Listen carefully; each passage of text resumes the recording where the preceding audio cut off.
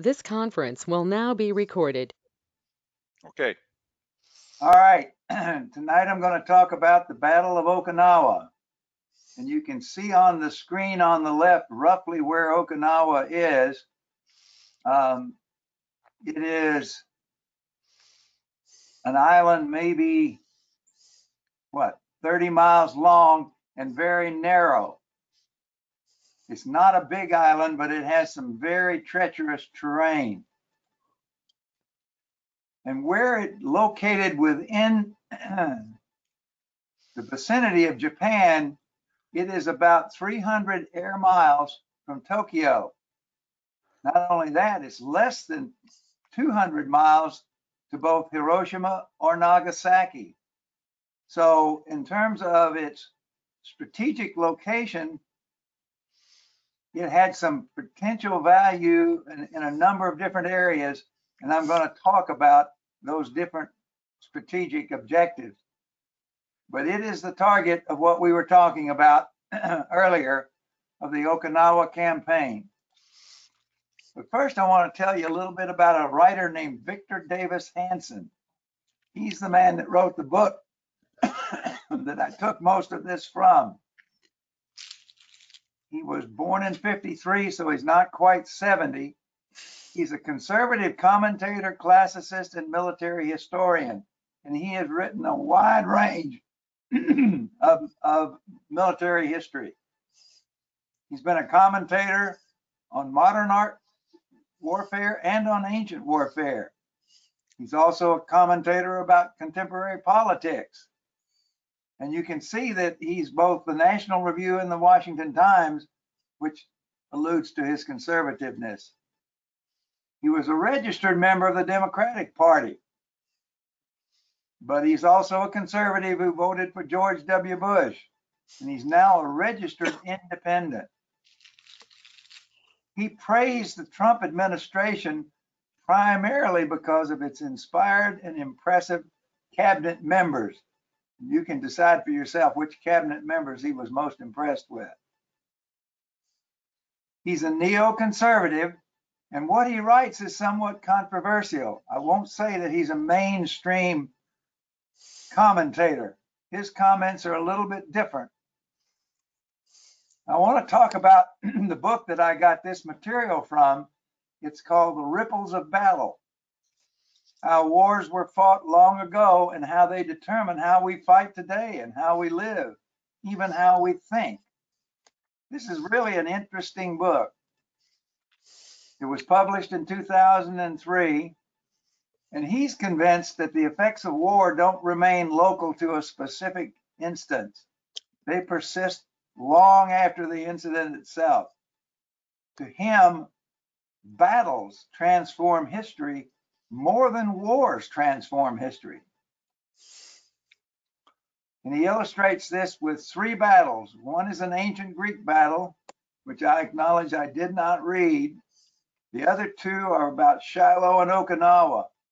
And they are both very interesting perspectives on both of those battles, and a bit different than anything I had ever read before. Now, here's a for instance. At Shiloh, the death of Albert Sidney Johnston produced a sense of fateful tragedy. And that tragedy endured and stymied Southern culture for decades, and maybe even longer, because that tragedy led to the lost cause philosophy. The South never wanted to admit that it lost the war, and therefore they made up a reason for why that war ended the way it did, which then trapped them in their own psychology. In our time, the agony of Okinawa inspired tactics that were so uncompromising and contrary that it distorts our views today of what non-Western combatants are all about. We view people from the East differently than we view people from Europe. We treated the Japanese differently than we treated the Germans. We treated the Vietnamese, the Koreans, differently from the way we would have treated them had they been Western combatants. Now, what was the precursor to Okinawa? It was the Battle of Iwo Jima. It took place in late February and March of 45. It was a major battle. The Marines and naval forces captured the island of Iwo Jima, and they did not capture it easily. It was called Operation Detachment. Its purpose was to capture its airfields for emergency landings for B-29s unable to make it back to the U.S. bases in the Marianas. It also was to be fighter escorts from Iwo Jima, which is about 600 miles from Tokyo. The long-range P-51s could support the bombers all the way through the bombing raid. On the island, Japanese positions were heavily fortified. And this sounds a lot like Okinawa, by the way, with a dense network of bunkers, artillery positions, and tunnels. That 6 weeks was hell for those who fought it. Now, here's some interesting information. I've never seen this before. At Iwo Jima, Japanese combat deaths were 3 times American combat deaths. But unique among Pacific battles, the total casualties in the American forces exceeded the total casualties of the Japanese. 27 Medal of Honors were awarded on Iwo Jima. That was the answer to one of the questions in the teaser that I sent out. What were the objectives on Okinawa? First, they wanted to capture a launching pad for close air support for the bombing campaign that was already underway. Iwo Jima was 600 miles away. Okinawa was only 300 miles away. Secondly, they wanted a base of operations for the invasion of the Japanese mainland. Now, what were the Japanese objectives? They knew we were coming, and their sole objective was to make the assault so costly that we would sue for peace, that we would make peace overtures saying we do not want to invade Japan. We are so much aware of what the price would be that we are willing to make concessions about something less than unconditional surrender. And that's why the Japanese fought the way they did. That was their sole objective. They knew they were going to lose. They knew that most of them were going to die. And their idea was to take a lot of us with them. Now, looking a little bit on just the map of Okinawa, on the left, you see where the invasion was going to hit. It was going to hit the middle of the island. Then what was going to happen is they were going to clear the northern part of the island and also turn south and attack the southern part of the island. That was the plan. The Japanese, on the other hand, had almost all of their forces here in the southern part of the island. And I'm going to talk a fair amount about that particular area. The American invasion was designated as Operation Iceberg. Now, quick overview. First of all, it was the largest amphibious assault in the Pacific theater of the war. Far and away the biggest assault of the war, as far as we were concerned, in the Pacific. Bigger than the Philippines, and much bigger than any of the others. The plan was to use, and I used the term allies, and I did that on purpose. When I talk to you about the Navy, you're going to see there was more than just American forces who were involved in this. But the Allies planned to use Kadena Air Base as a base for Operation Downfall. Operation Downfall was the invasion of the Japanese home island.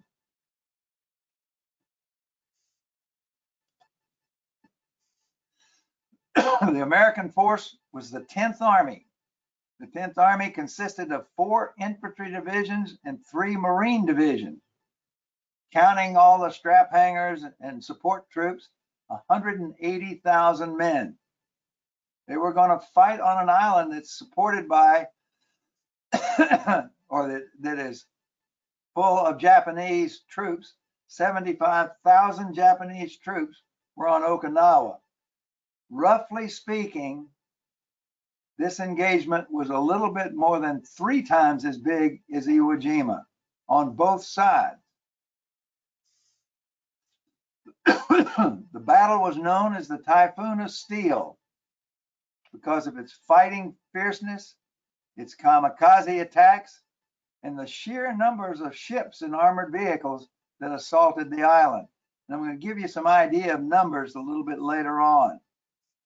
It was the bloodiest battle in the Pacific. There were 190,000 casualties. 75,000 of those were Allied, and 115,000 were Japanese. In addition, 150,000 Okinawans were killed, either by body count, by suicide, or missing and never seen again. Now, what did the force look like? This is General Simon Bolivar Buckner's expeditionary force. And you can see he actually had 2 landing forces. One was the Army, the 24th Corps under General Hodge, had 2 divisions directly in the Corps, and then the other was the 3rd Amphibious Corps, which was Marines under General Geiger, with 2 Marine divisions. There were other divisions. First, there was an 81st Division, which was called Area Reserve. It was not engaged. There was a 2nd Marine Division. Its focus was something called a demonstration landing force. It never got engaged in the battle. Then there was the 27th Infantry Division, which was the floating reserves, and it did get engaged. And if you look, that division was actually attached directly to General Buckner.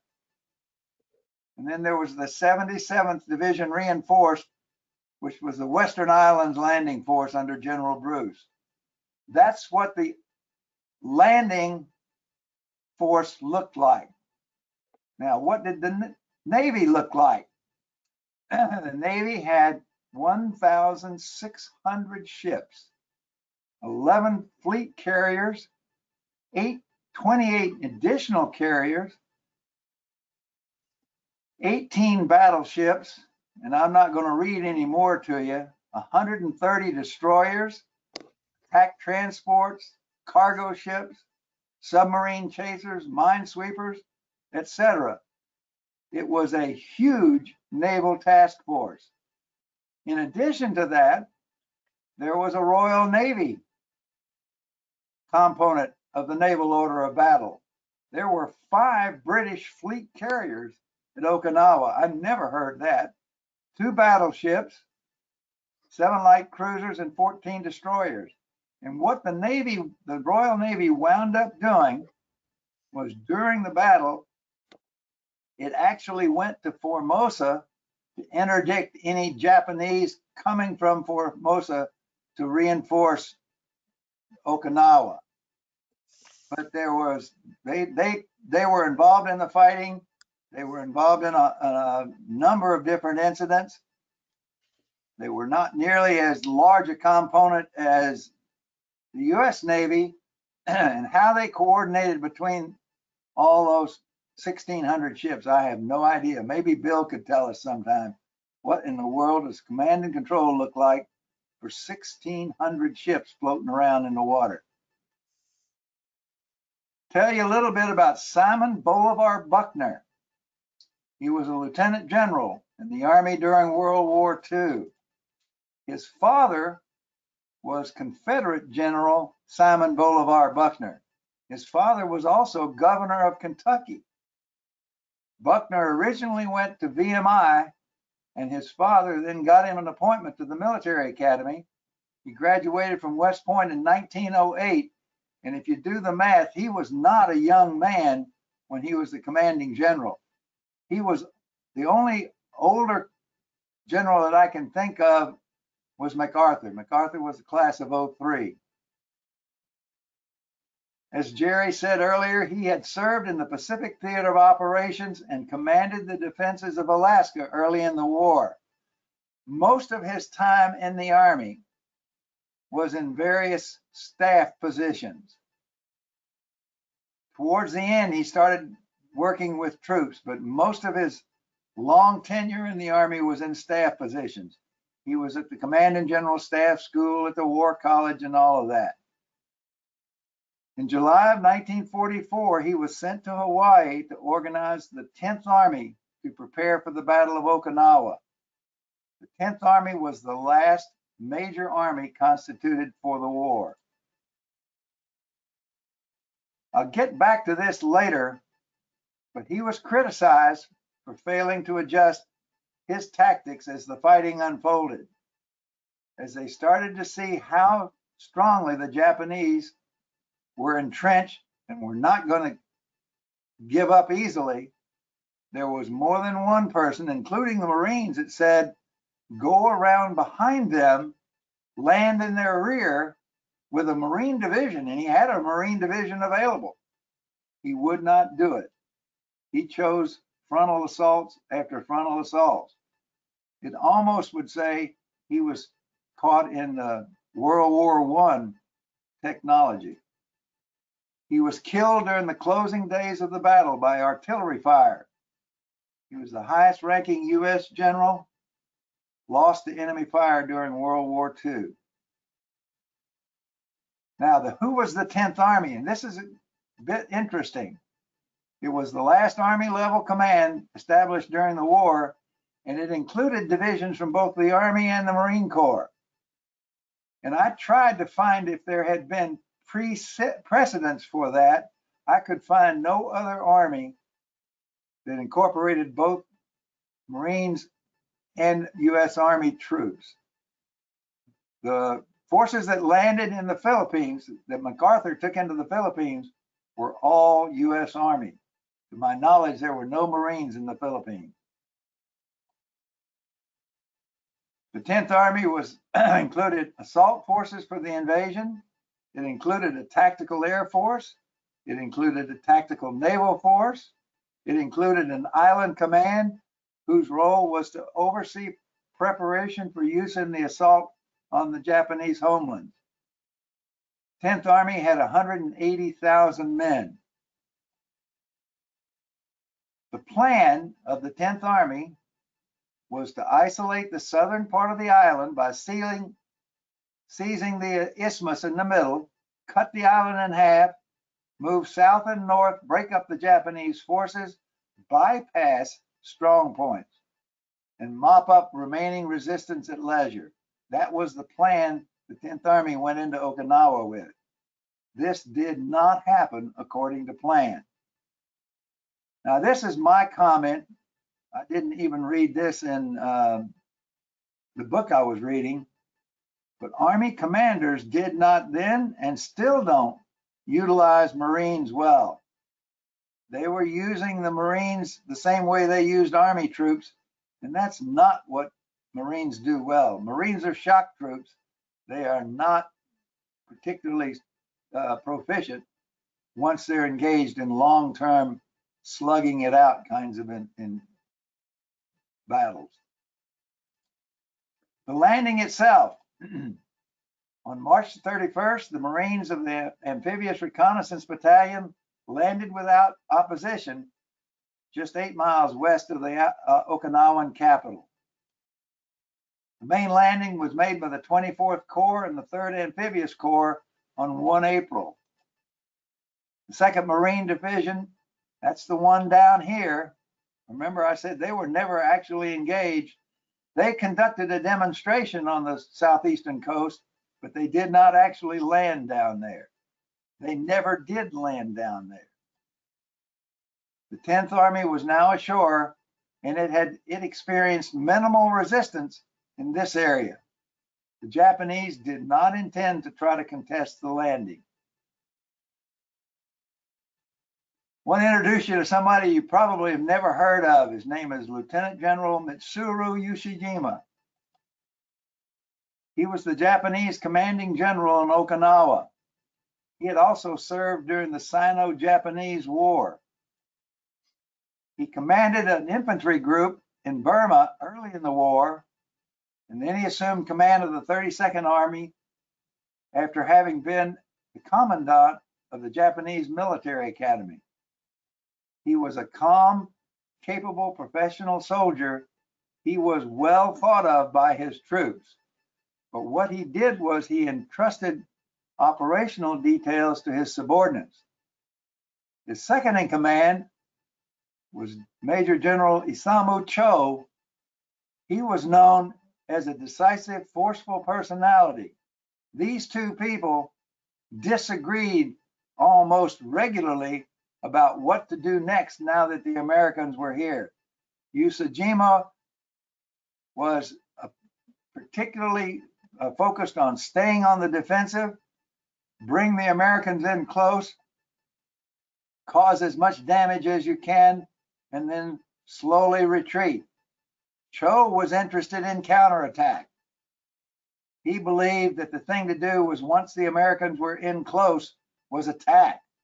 So they did not agree tactically on what should be done with different groups of people. Towards the end of the battle, Yusujima refused a plea from Buckner to surrender. And this is in late June. And as he was hearing sounds of the destruction nearby, both of them committed ritual suicide. Now, the Japanese 32nd Army, and I was very interested in this. It had 4 divisions and 5 mixed brigades and an artillery regiment. Total Japanese strength in the islands, not just Okinawa, reached a peak strength of 120,000. On the main island, their strength, including conscripted Okinawans, was less than 100,000. In particular, many of its personnel were not well trained. They were conscripted students and home guard militia. However, that kind of soldier given a gun and put in a hole is a dangerous person. Given maneuver responsibilities, they would have really run into trouble. They intended to delay the advance on Japan at the heaviest possible cost to the Allies. They were buying time to avert total defeat. That was their function. It was a suicide mission. They concentrated the majority of the defenders in the most tactically defensible terrain on the southern third of the island. Now, the ground campaign. By early April, Army troops and Marines had cut the island in two. The Marines drove north. Within 2 weeks, they had 2/3 of the island clear. As the 6th Marine Division cleared northern Okinawa, 2 Army divisions wheeled south across the narrow waist of Okinawa. From there forward, the battle was going to be in these hills and the defensive positions that the Japanese had prepared. And it was just brutal. The most deadly part of it was something called the Shuri defensive line. And that is located right here, just north of the capital, which is Naha. It was among the rugged terrain in the south, and what followed were attacks and counterattacks in this area for the next 2 months. What did the Shuri defense line look like? First of all, they had guns that they had taken from the British, I guess at Singapore, because they had a 12-centimeter British gun and a concrete emplacement. They had double pillbox made of earth and bamboo. They had concrete pillboxes in the hillside. They had something called reverse slope caves. So if you were coming from this direction, they were behind you as you came over the hill. The picture on the right is just what a great deal of the battle eventually turned into, and that's the use of flamethrowers trying to burn people out of caves. It was just brutal, day after day after day in the Shuri defense line. Tell you a little story. Some of you may know this about Hacksaw Ridge and Desmond Doss. By the way, Hacksaw Ridge is actually on the edge of a town. I didn't know that. But among the Shuri line was the ridge in the small town of Uraso. The town was completely destroyed in the battle. American units coming this way captured the ridge in the southern offensive. However, a counterattack, the Japanese, remember I said there were attacks and counterattacks. Following a counterattack, there were a large number of American wounded left along Hacksaw Ridge. Desmond Doss, who was a conscientious objector and a medic, was wounded 4 times. He was a medic in the 77th Division. He was credited with bringing 75 wounded soldiers down the cliffs of Hacksaw Ridge to safety. He was told several times that there was going to be an American counterattack, but all night long he went back up on the ridge and brought down another person. And he kept saying, just one more, just one more, just one more. He was awarded the Medal of Honor for this action. There were 24 Medal of Honors awarded during the Battle of Okinawa. It was second to the Battle of Iwo Jima with 27 Medals of Honor. Now, to get a little bit into the Navy, the Naval Armada had 4 objectives. Its first objective was to neutralize the Japanese fortifications before the invasion. Its second objective was to transport, land, and supply the ground forces once they were ashore. Its next objective was to provide air cover for the ground assaults. Its fourth objective was to prevent Japanese reinforcement of the garrison. They accomplished the last 3, but they never accomplished the first one. They were unable to neutralize the Japanese fortifications because they were all underground. But they paid dearly. For the Navy, it was the most costly naval battle in American history. Thought you might be interested in a little bit of information about kamikazes. The Japanese had more than 4,000 fighters and bombers designated as kamikaze, which stands for the divine wind. Eventually, of that 4,000, 3,800 of the pilots perished. On April 6th, more than 350 kamikazes dove at the fleet. The destroyer Laughley was attacked by 20 at one time. 9 were stopped and 6 others rammed the ship. The picture on the right shows you the USS Bunker Hill hit by kamikazes, and that was one of the fleet carriers. There were 10 different kamikaze attacks of more than 200 planes at a time.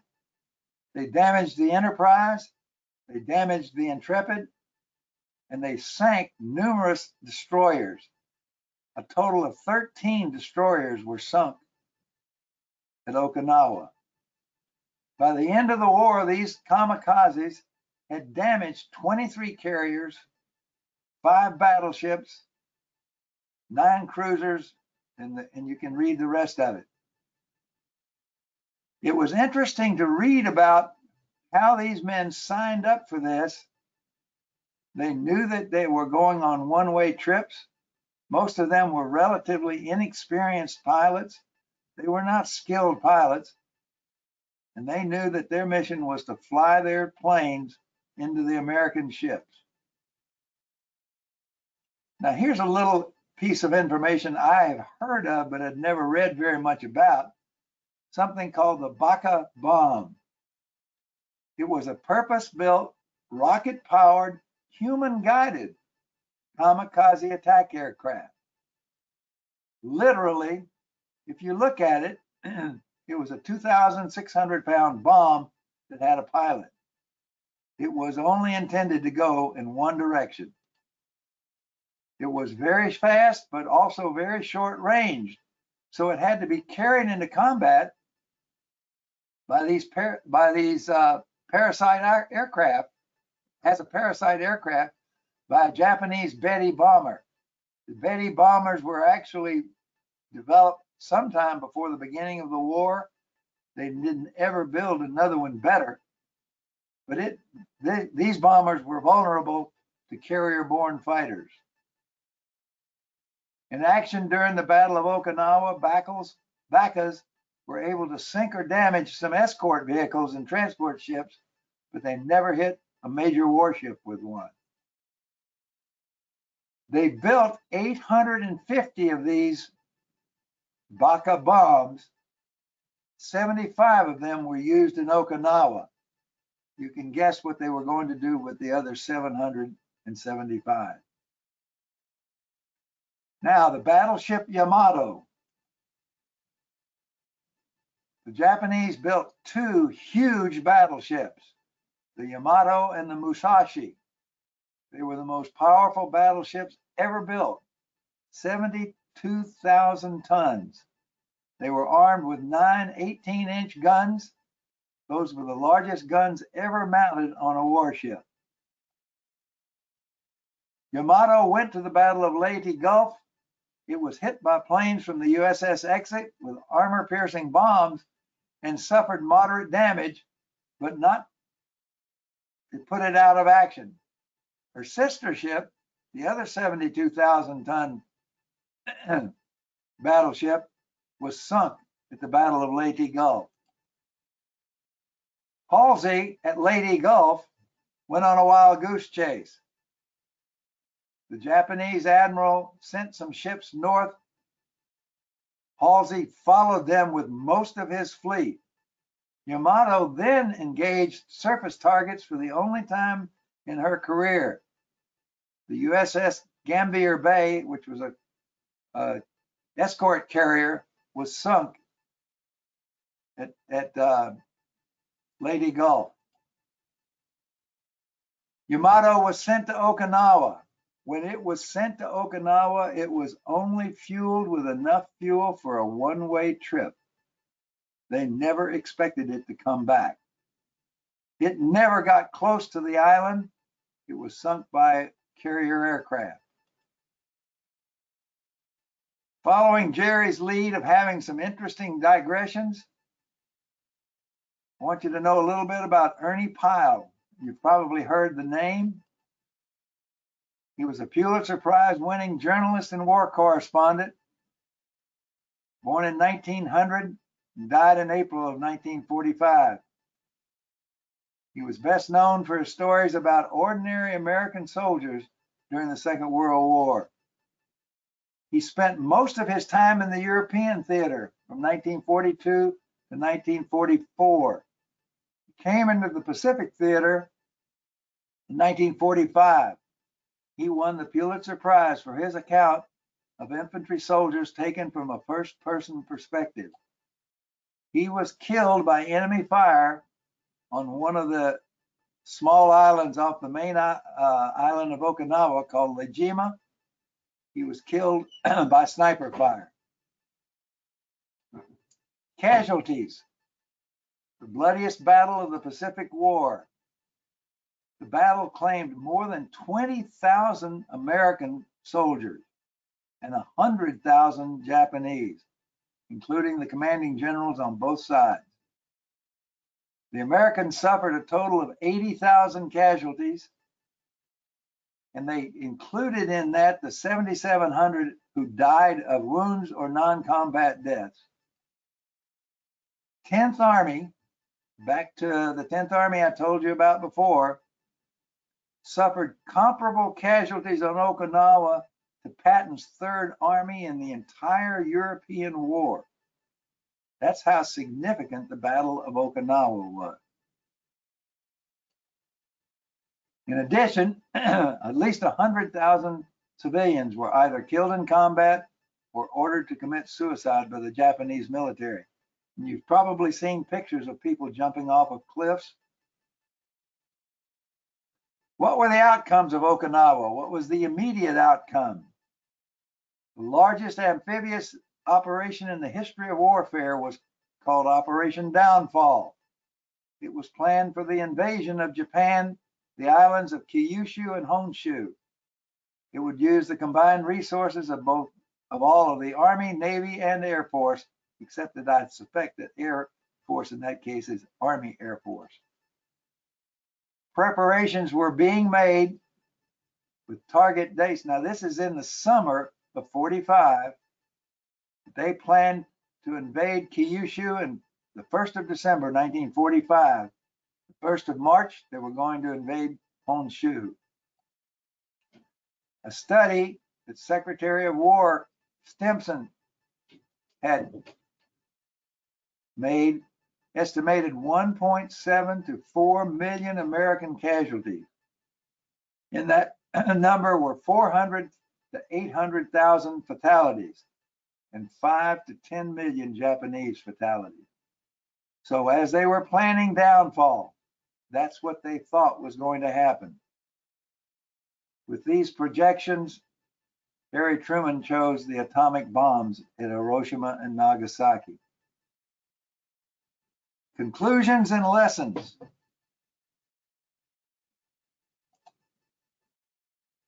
Okinawa demonstrated, if nothing had before, what the Japanese were going to do to defend their homeland.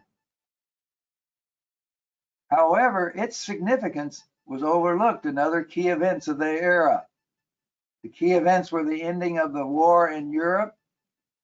They were also the atomic bombs in Japan. And somehow this horrible battle just got lost in the noise of the other thing. Suicidal terrorism is still common. It has never worked. It has, as a tactic, failed repeatedly. The cost to the Allies on Okinawa was far greater than expected. It was a key factor, and as someone said earlier, they had already, by the time they were deep into Okinawa, realizing they were going to have to use the atomic bomb, but it was a key factor in the decision to give the go-ahead. It very much influenced American strategy in Korea and Vietnam. What we learned in Okinawa was to have a different perspective of an Oriental fighting man. It led to body counts both in Korea and in Vietnam as a strategy, thinking that if you killed enough of the other person, they would eventually give up. The ripples seem endless to this battle. And with that, I'm taking questions.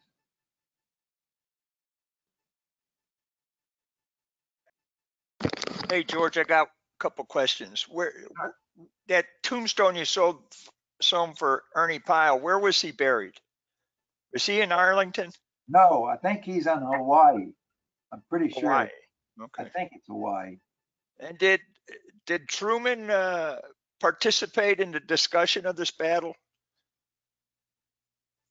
You know, I don't know. Where's our Truman expert? I don't know. Which part of it are you talking about? The battle was underway. The battle was underway when he assumed presidency. Right. So I don't. Because Roosevelt died in April, right? Yeah, early April. So Right. the battle was well underway, and it took a couple of weeks for Truman to get up to speed. But the battle plan and all that had already been set out. Okay. In reading about Truman, I'd add the American public was getting so hardened to news of casualties, and the telegrams were flying home. The government was a little hesitant to let all the numbers out, except in the interior discussions with Truman and the Secretary of State and Secretary of War. They knew exactly what was going on, and I feel sure this was sort of the final straw for them to decide to go ahead. Hey, Clint, do you know, did the government have any control of what the media reported? Yes, they did. They had a very tight control on it. Yeah, didn't they censor them to some extent? Yes. Yeah. They had less control than early in the war, but they were trying to. The American public seemed to me they were so toxic with the number of sons and husbands who were dying overseas that there was uniform opinion that do whatever you have to call this off. Yeah. And George, do you know if did any troops from Europe ever engage in this battle, or Not in this battle. no? To my knowledge, the answer to that is no. Remember, I don't know where Bill is, but when we were in Germany, Didn't Patton want to come to the Pacific? I would be surprised if he didn't. But I don't know that. Yeah. But what I was going to say is when we were in Europe on the Band of Brothers tour, we went to where the 101st set up camp in Austria, and they had orders to go to the east to participate in Operation Downfall. But it never came to the point of a date when they were going to go. Okay. So there were troops in Europe that were going to be sent to support Downfall. I don't know if any of them were supposed to be in the original landing force or not, but I know they were going to ship them inner theater. And what were the Navy losses? How many ships did the Navy lose? What I read was they lost 13 destroyers and a number of smaller ships, but it wasn't just the ships that were sunk. I mean, the battleships and carriers that were hit took high casualties of people on those ships as they were hit. Okay, one last final question. Why are we still in Okinawa? I can't answer that. It's above my pay grade. But the Marines do have a base there, right? Or is that Army? The Army does. My nephew was a ranger stationed in Okinawa, and they did some hush-hush maneuvers in the Philippines against the anti-government and drug trade. Okay. So Jerry, I think it's a quick reaction force to North Korea and to China to have troops in the area, and I'm surprised, frankly, we're still there. But from things that I've read, it's to have somebody that's in theater close by that we can stage from, and all the Okinawans want the U.S. out of there. Yes. Right. There are still Marines on Okinawa. We use the term Okinawans. They're Japanese. Yes. It's part of the country of Japan. Yeah, that's why they fought so hard. It was their homeland.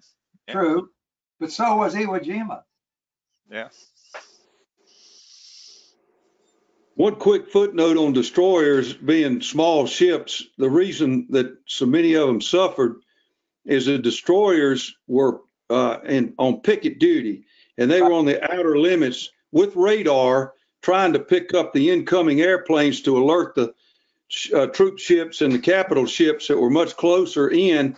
And the Japanese determined that if they could knock out these radar pickets early, that would give them some more time to do an assault from a certain direction. So that was one of the reasons that the small destroyers were a target, really, for these kamikazes to knock out that radar picket duty that they had. Bill, I have a question of you. How in the world do you coordinate 1,600 ships milling around in an area and not have them run into each other? I asked Earl. Earl was a submariner. I don't know. He was.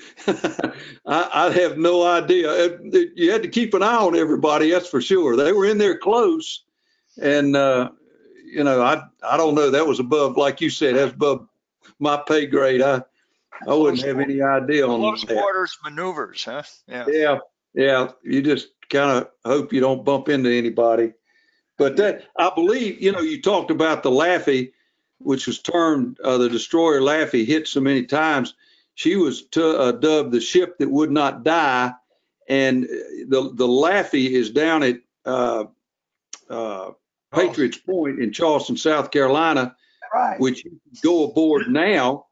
And she was on active duty in our squadron when I was stationed on a destroyer out of Norfolk, and didn't really at the time know much about her history. She was an older, destroyer. But anyway, quite honored. And I think the commanding officer in that battle against all those kamikazes, we can look it up, Jerry or somebody, but either he was awarded the Medal of Honor or certainly the Navy Cross for that heroic action of fighting his ship under such drastic circumstances, because she was hit so many times.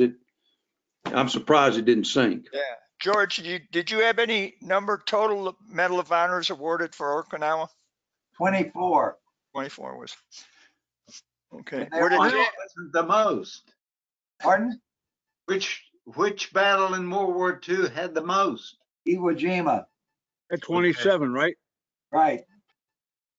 George, I've always wondered, we have thousands and thousands of ships that were sunk. And I always wondered, how many ships did we have when we started the war? And then how many were made afterwards? Because it's really inconceivable how fast we made ships to participate in World War II. I can't answer the total question, but I can give you a aircraft carrier number. And Bill, correct me if I'm wrong. We built almost 100 aircraft carriers during the Second World War. Not, and a very large number of them were fleet carriers. A large number of them were escort carriers, but 100 aircraft carriers. That's truly amazing, because we were not in World War II for a long period of time. 4 years, depends on where you're sitting. 4 years is a long time. But 4 years, I mean, to put out, I don't even know if maybe we could do that today, but 4 years to put out just 100 aircraft carriers, that's not counting destroyers and battleships and anything else. And the merchant marine ships. I don't think they're not like the aircraft carriers of today. Yeah, it takes 10 years to build a aircraft carrier now. Yeah. Is that right? 10 years? Wow.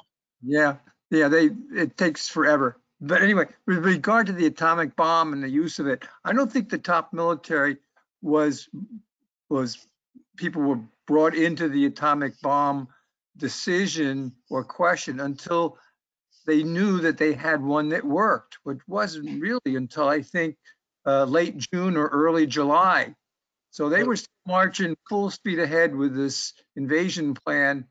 It was probably only when they did that test at Trinity where they said, "Oh, this thing works. Maybe we can use it." In July, Willard. Yeah. So after Okinawa, they were aware of the terrible They were going to invade. They figured it was going to happen. And I have a really close friend of mine who was in World War II, just recently died, but he was in Austria right at the end of the war, and he had orders that were going to put him on a ship, was going to take him to the Pacific Ocean. After the war in Europe ended on like May 9th, they all thought they were headed to the Pacific Ocean. Yeah, that's correct. George, do you have any statistics on destroyers that might have been lost to submarines? No, I don't. Yeah. Did the Japs have any submarines left at with that the time? kamikazes? The Japanese did have a few submarines left, and I think at least one of the ones at Okinawa was lost to a submarine, but I'm not sure, Alden. Okay. I The know. big I submarine talked in to Indianapolis was captured after the war. That was a big submarine. It never sunk. The what? The big submarine, the I-46 or something that sunk the Indianapolis with that loss of a lot of hands was never sunk and was captured at the end of the war. She was. Indianapolis was sunk after Okinawa was over. Yeah. And it was never. Yeah, that's right. But the submarine that sunk her was never sunk herself. She was captured. Like I say, they had a few submarines left, and I believe that they were involved in the Okinawan campaign, but it was very small compared to all of the kamikazes. Well, like that You know, I Baca thought- bomb, they had the one-man torpedoes, a man's torpedo that they were going to deploy, from the beach. They had a bunch of those, and I don't know what to call them, but a lot of them.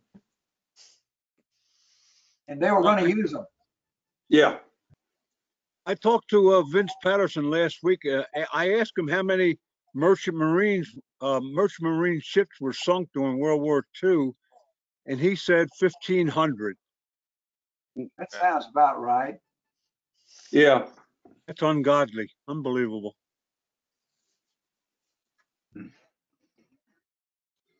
Well, guys, One last